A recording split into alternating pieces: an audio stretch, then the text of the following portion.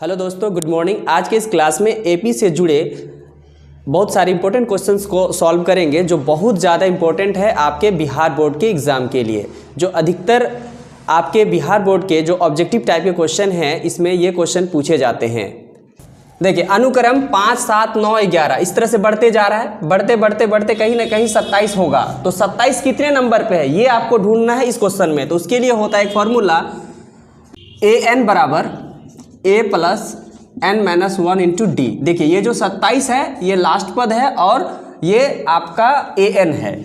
चलिए, तो an आपको है यहाँ पे 27 लिखिए, बराबर a आपका जो है प्रथम पद है 5 प्लस n नहीं मालूम है, n को n रहने दीजिए, माइनस 1 और d है आपका 2, क्योंकि 7 से 5 घटाएंगे 2 बचेगा।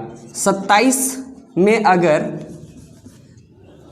27 में 5 घटाते हैं तो बचता है यहाँ पे 22 और 2n माइनस 2।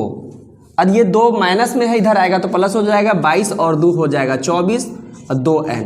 और 2 से इधर डिवाइड होगा 24 तो 12 बार में 12 दूना 24, तो n का वैल्यू हो रहा है 12। इसका मतलब हो गया 12वां पद। ऑप्शन आता है आपका बी। क्वेश्चन है, प्रथम 200 प्राकृत संख्याओं का योग ज्ञात करें।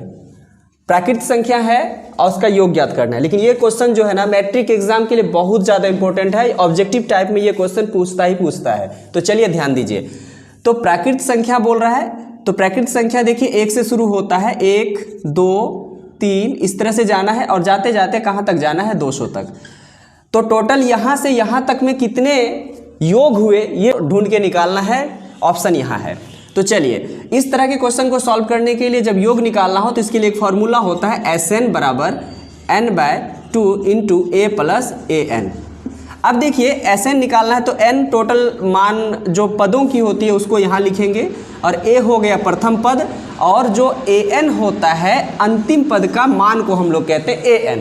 तो ध्यान दीजिए यहाँ पे कैसे क्या करना है। n को हम लिखेंगे यहाँ पर 1 से लेके अगर 200 जा रहा है तो टोटल पद हुए 200, तो यहाँ पे लिखेंगे 200/2।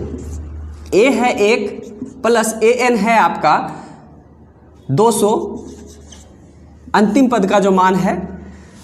अब यहाँ 200/2 करेंगे तो हो जाएगा यहाँ पर 100, और यहाँ 200 जोड़ 1 करेंगे तो 201। अब ये 201 को अगर 100 से गुना करेंगे हम तो हो जाता है 20 1/00, यानी कि ऑप्शन नंबर बी। इसी तरह का इंपॉर्टेंट वीडियो देखते रहने के लिए हमारे यूट्यूब चैनल गोल्डन जीवन को जरूर सब्सक्राइब करें। 0 और 50 के बीच विषम संख्या का योग ज्ञात करें, यह क्वेश्चन है। और ये भी क्वेश्चन आपके मैट्रिक के एग्जाम के लिए बहुत ही ज़्यादा इंपॉर्टेंट है। जरा ध्यान दीजिए। 0 और 50 के बीच विषम संख्या है, तो 0 और 50 के बीच विषम संख्याएं कौन कौन सी है देखिए। तो पहला होगा 1, दूसरा होगा 3, इसके बाद 5, 7 इस तरह से होते होते 50 तक जाना है। तो 50 तो सम संख्या है, 50 से पहले आना है तो 49 हो गया आपका विषम संख्या। तो इसका योग ज्ञात करना है आपको। इसका योग ज्ञात करने के लिए देखिए एक फॉर्मूला होता है, इसका योग ज्ञात करना। योग ज्ञात करने से पहले यह ज्ञात करना है कि इसमें पद कितने हैं। ठीक है, इसमें पद कितने हैं। पद ज्ञात करने के लिए आपको फॉर्मूला होता है an बराबर a plus n minus 1 into D. देखिए, ये लास्ट वाला जो पद होता है उसको कहते हैं हम लोग an।